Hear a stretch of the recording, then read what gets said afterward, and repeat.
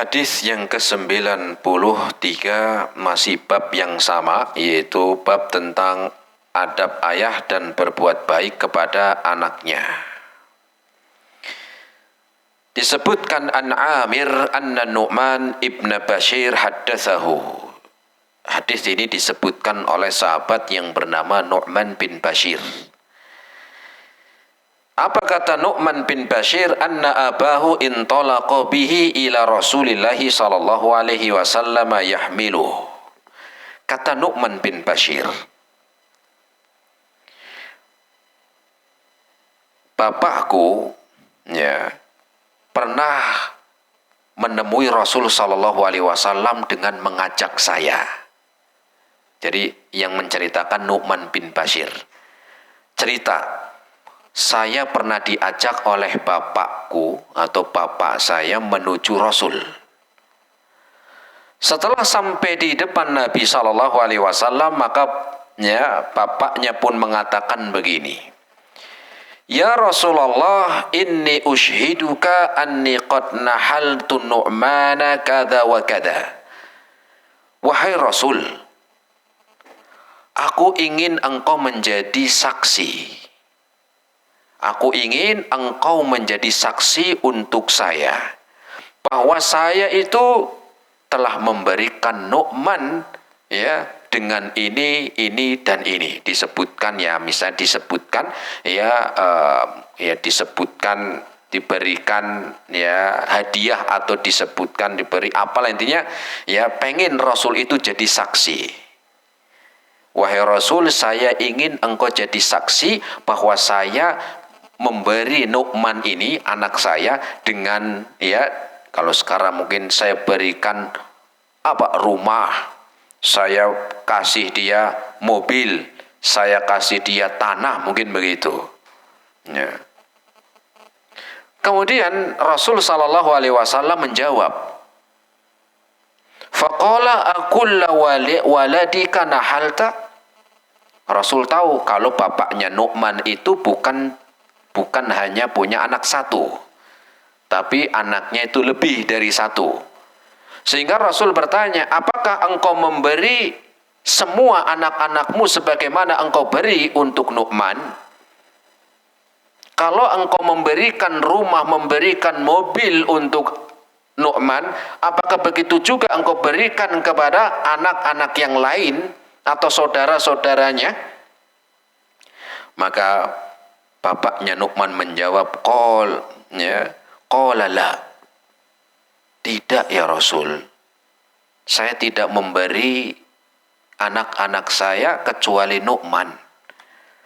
Faqala Nabi sallallahu alaihi wasallam, fa asyhid ghairi. Kalau begitu kamu cari saksi jangan saya. Kalau begitu engkau silakan cari saksi yang lain aja. Maknanya Rasul nggak mau jadi saksi untuk orang tua Nu'man yang memberi sebidang rumah atau sebidang tanah untuk Nu'man, sedangkan saudaranya yang lain tidak diberi, sehingga Rasul nggak mau jadi saksi.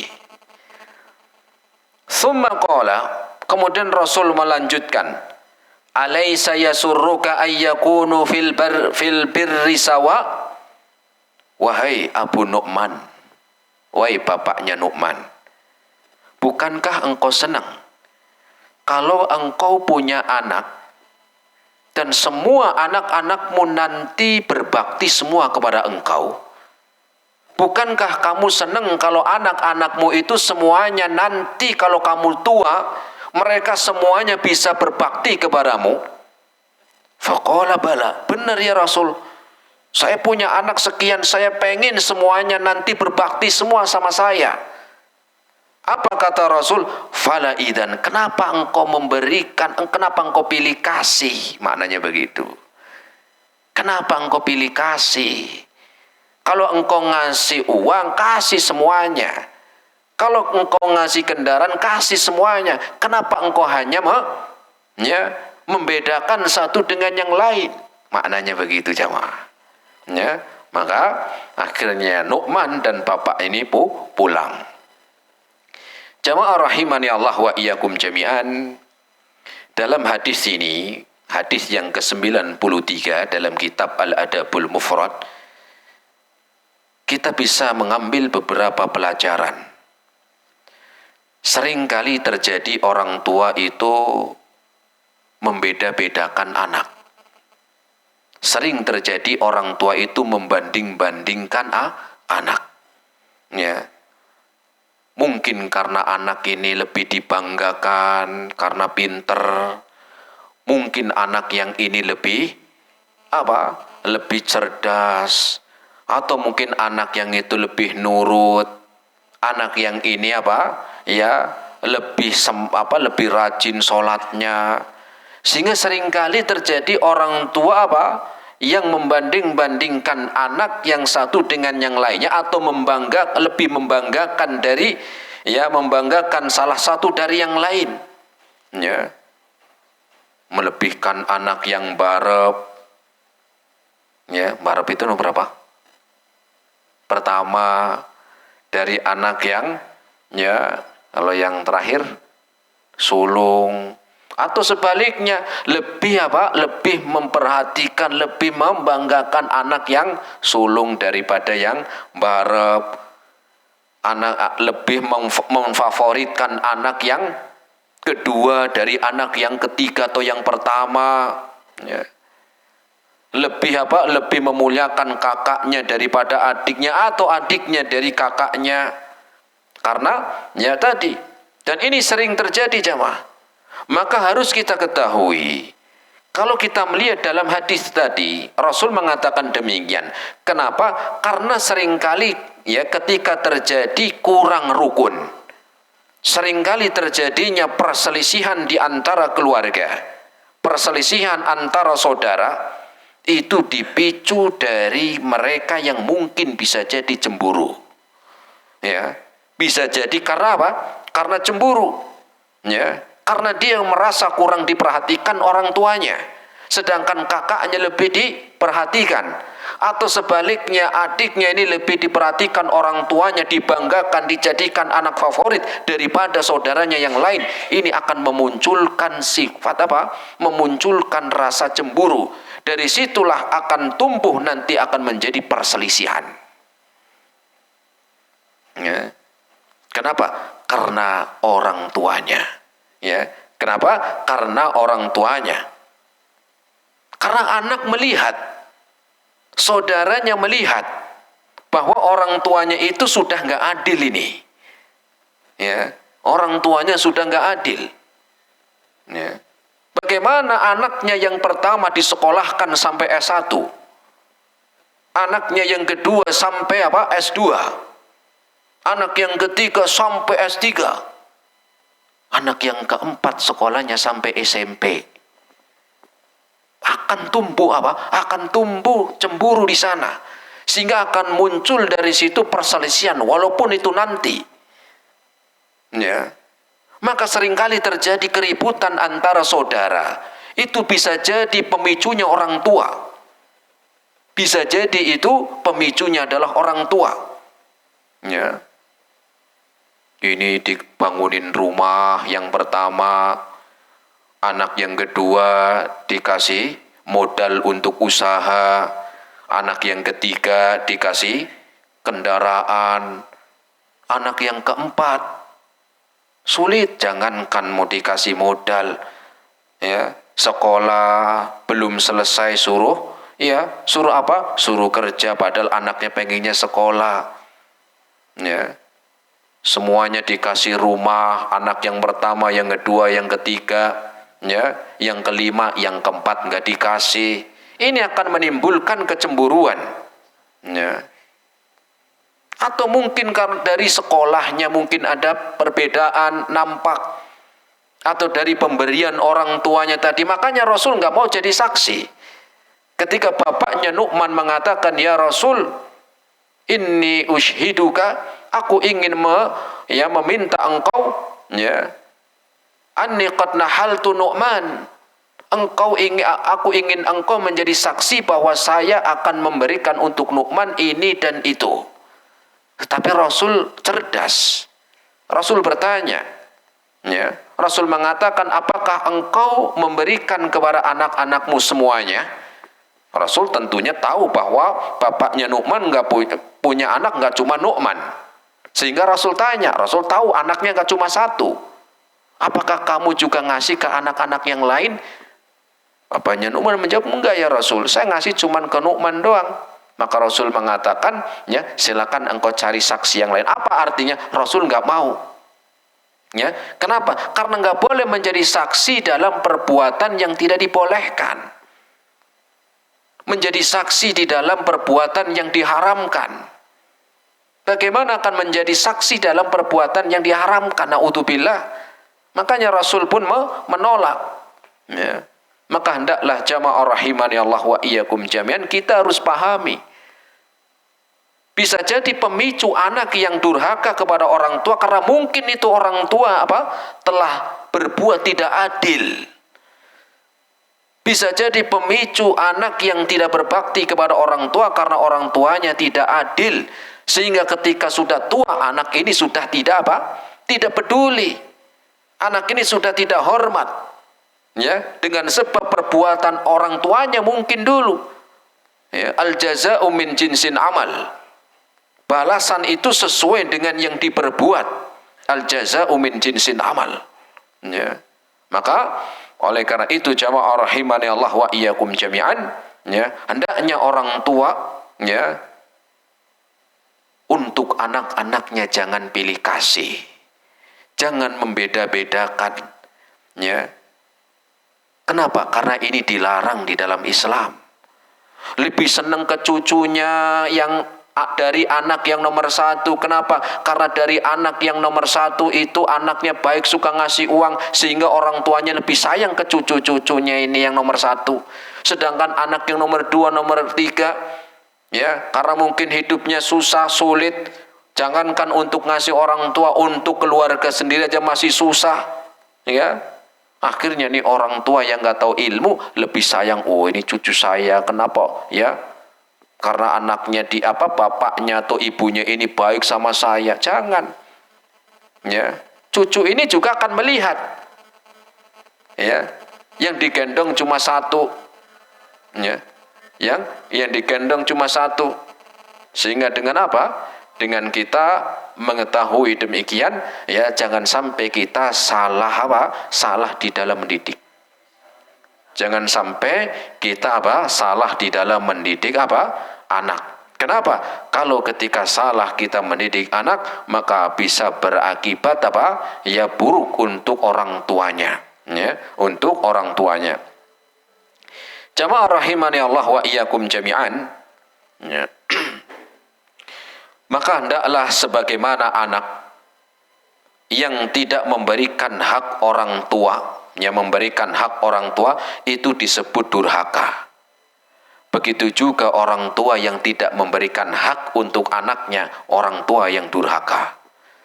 Cuman kita kan sering dengarnya kan anak durhaka. Ada orang tua durhaka juga. Ya. Ada orang tua durhaka kepada anak, ada. Ya. Padahal bahkan ini harusnya yang harus ditanamkan kepada orang tua untuk berbakti kepada anak sebelum anak itu bahkan sebelum anak, jauh sebelum anak itu diperintahkan berbakti kepada orang tuanya, maka orang tua dulu. Makanya Rasul, ya, pernah suatu ketika, ya, apa kata Nabi SAW? Inna li rabbika alaika haqqan. Sesungguhnya engkau ada kewajiban untuk Allah Subhanahu wa ta'ala di dalam beribadah. Wa li nafsika 'alaika haqqan, engkau juga untuk dirimu punya hak. Wa li ahlika 'alaika haqqan, dan engkau juga punya keluarga, punya anak, ya, maka mereka juga punya hak untuk dididik, untuk diajari. Fa'ati kulladzi haqqin haqqahu, maka berikanlah hak setiap tempatnya, ya, maka berikanlah hak pada setiap, ya, tempatnya. Terus apa hak anak yang wajib ditunaikan orang tua? Disebutkan bahwa kewajiban orang tua Ya, hak anak yang wajib ditunaikan orang tua ada 3. Ada berapa? 3. Yang pertama hak orang tua atau hak anak yang wajib ditunaikan orang tua, yang pertama ya mendidik. Ini yang pertama, ya, mendidik. Yang kedua adalah mengajarkan adab dan akhlak. Yang ketiga adalah berbuat adil, jangan pilih kasih. Ulangi tadi apa yang pertama? Hak anak yang wajib ditunaikan orang tua. Yang pertama mendidik, ya. Kemudian yang kedua mengajari, ya, menanamkan adab dan akhlak. Dan yang ketiga adalah dengan apa? Berbuat adil. Berbuat adil kepada anaknya. Nah, yang pertama adalah mendidik. Ini kewajiban orang tua yang harus ditunaikan untuk apa? Anaknya. Apa itu dengan mendidik? Mendidik apa? Mendidik agar mereka mengetahui tentang iman. Ajarkan tentang iman. Ya. Ajarkan mereka menunaikan kewajiban. Ajak mereka untuk melaksanakan ketaatan kewajiban kepada Allah Subhanahu wa taala. Diperintahkan agar mengenal iman. Ya. Kenapa? Karena iman ini dasar. Kemudian ajari akidah yang benar, kewajiban orang tua. Ya, bagaimana Ustadz, orang tuanya juga nggak mau belajar? Ya belajar. Ya, jangan cuek. Jadi orang tua itu jangan cuek.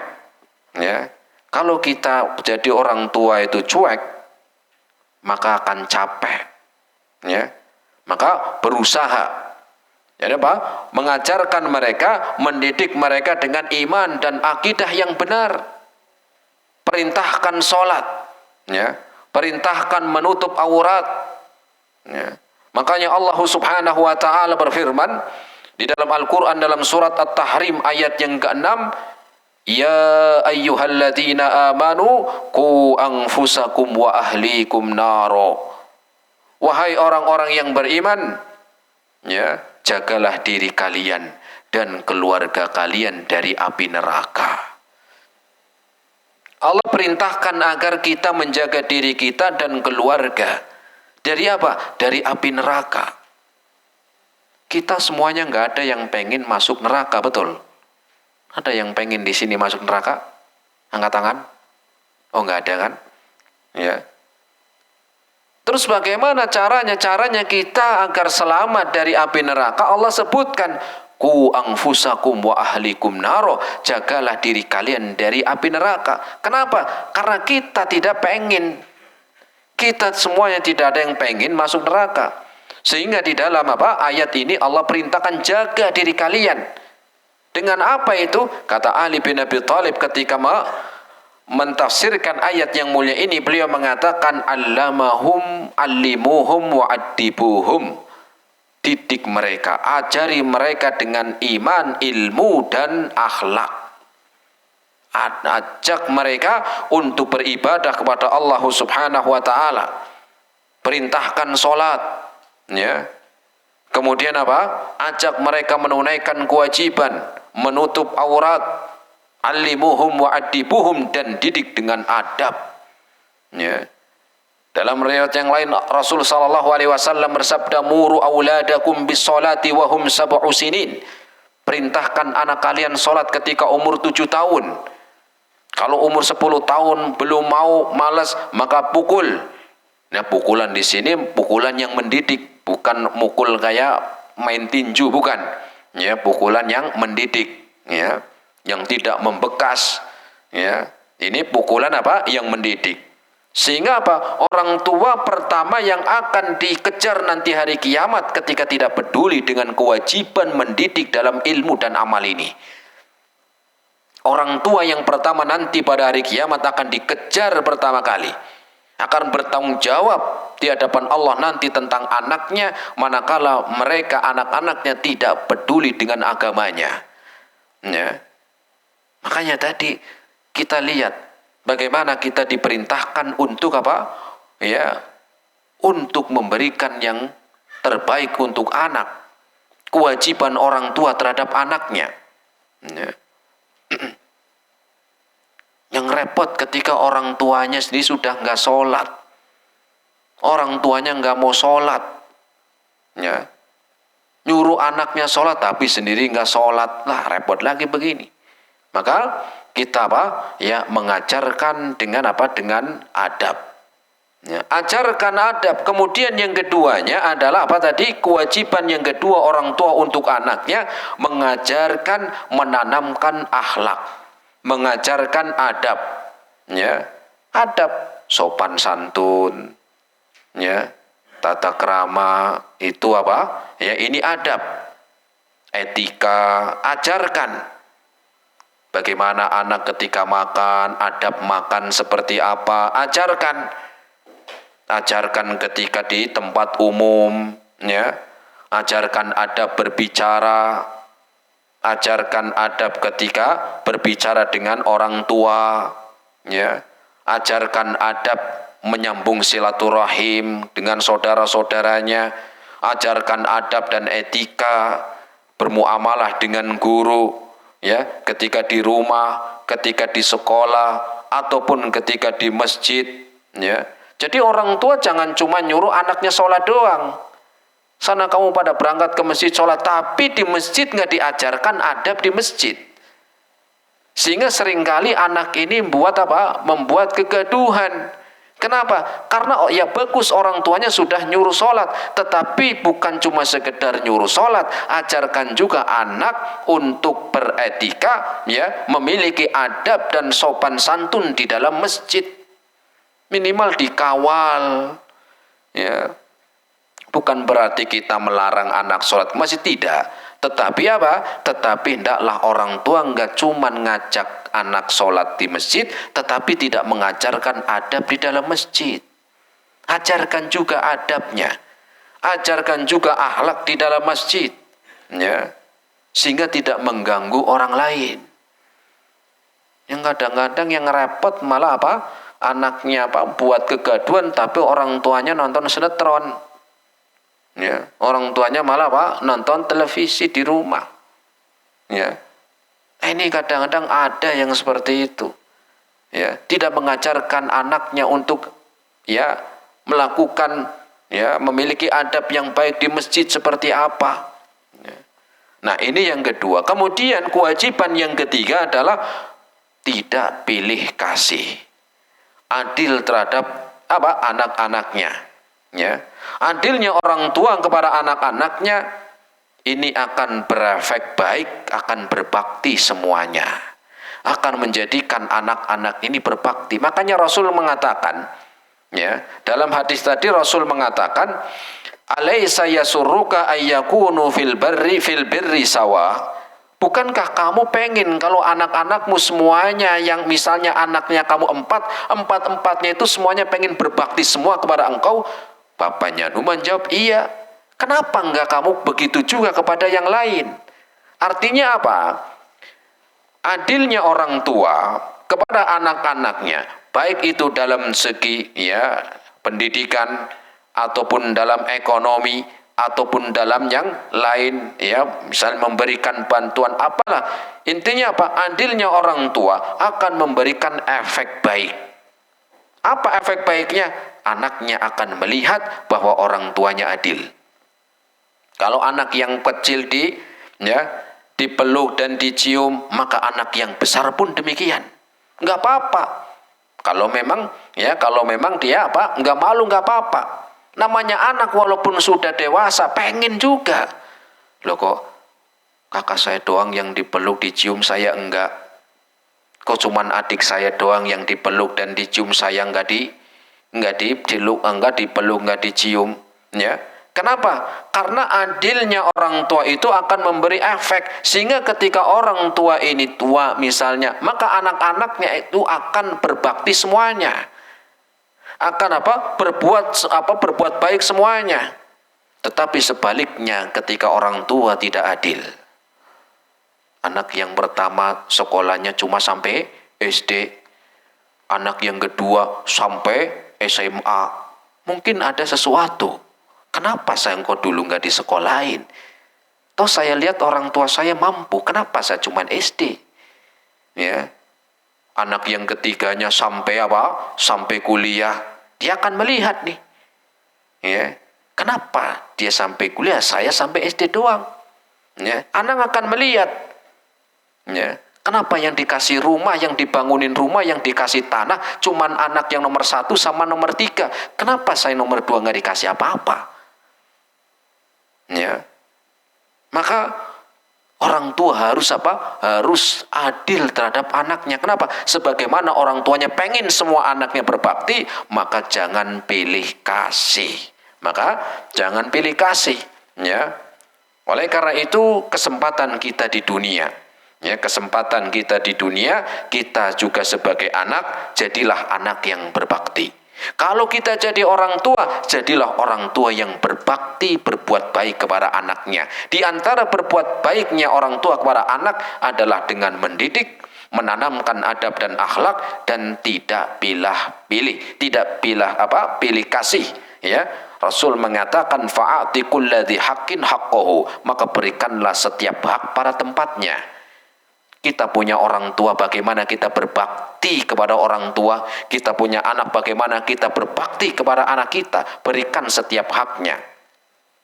Kenapa? Karena kita ya kelak akan bertanggung jawab di hadapan Allah Subhanahu wa taala. Kullukum ra'in wa kullukum mas'ulun an ra'iyatihi. Setiap kalian adalah pemimpin.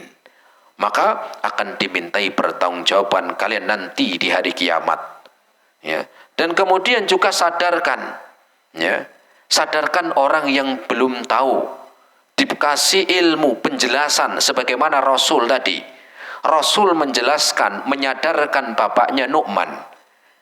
Dengan apa? Pertama dengan menolak yang baik, dengan cara yang baik. Kamu cari, ya saya nggak mau jadi saksi. Ya. Saya nggak mau jadi saksimu tadi, ingin memberikan sesuatu kepada Nu'man. Ya. Kemudian juga selanjutnya adalah hendaklah kita sebagai orang tua memiliki waktunya untuk mendidik. Luangkan waktu kita untuk mendidik anak. Jangan gayanya sok sibuk, jangan gayanya sok banyak kerjaan, jangan gayanya sok banyak kegiatan. Ingat, kenapa yang kita harapkan kalau kita sudah meninggal itu doa-doa anak kita. Kalau kita sudah meninggal dunia, yang kita harapkan mereka orang-orang yang peduli dengan kita, siapa? Keluarga. Maka luangkan waktu kita, walaupun tidak banyak, untuk mendidik. Luangkan waktu untuk keluarga, luangkan waktu untuk mengajarkan ilmu. Ya. Kenapa? Karena dampak buruk orang tua yang tidak adil, tidak mendidik anak-anak, ya, atau tidak adil, maka akan bisa jadi anak nanti akan membangkang. Anak akan membangkang, nggak pernah didik, pilih kasih, mungkin saja anaknya jadi durhaka. Ya, jangan salahkan anaknya. Ya, kenapa? Karena yang diperintahkan untuk berbakti, sebelum anak itu berbakti, orang tua dulu. Orang tua dulu, bagaimana hak engkau memberikan anak-anaknya, hak anak-anak yang kau tunaikan seperti apa. Ya, bisa jadi membangkangnya anak itu, kenapa? Karena ulah dari orang tua. Atau mungkin anak sulit diatur, ngeyel, ngelawan, mungkin juga itu sebab dari orang tuanya. Bisa jadi. Jangan selalu menyalahkan anak yang kurang baik kepada orang tuanya. Ternyata mungkin ada orang tua yang tidak peduli dengan mendidik, atau juga pilih kasih. Ya. Dan bisa jadi orang tua yang tidak peduli dengan anak-anaknya, tidak memberikan hak kepada anaknya, bisa jadi nanti orang tuanya sudah tidak dihormati. Sudah tidak dihormati. Ya. Kenapa? Karena orang tuanya dulu tidak memperhatikan, maka ketika dia sudah tua pun tidak dihormati, tidak dipedulikan. Ya. Kemudian juga yang ketiga, dampak buruk dari orang tua yang tidak memberikan hak kepada anaknya, ya, adalah akan timbul konflik. Akan timbul konflik apa? Dalam keluarga. Kalau yang ribut masih anak-anak berantem, masih bisa kita omongin, masih bisa kita lerai. Tetapi ketika anak-anak itu sudah dewasa, anak-anak itu sudah apa? Anak-anak sudah memiliki keluarga, konflik, sulit orang tua akan memisahkan. Ya. Maka ya kita diperintahkan untuk apa? Memiliki, ya, apa, diperintahkan agar kita perhatian, tunaikan kewajiban anak. Di antaranya jangan, ya, pilih kasih. Contoh yang lain kita lihat Nabi Yusuf alaihi salam.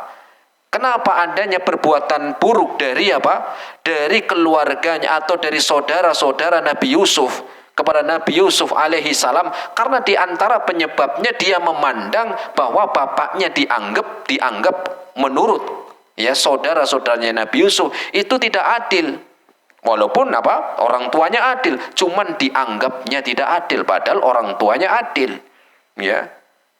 Cuman apa? Ada anggapan begitu. Ya, ada anggapan demikian.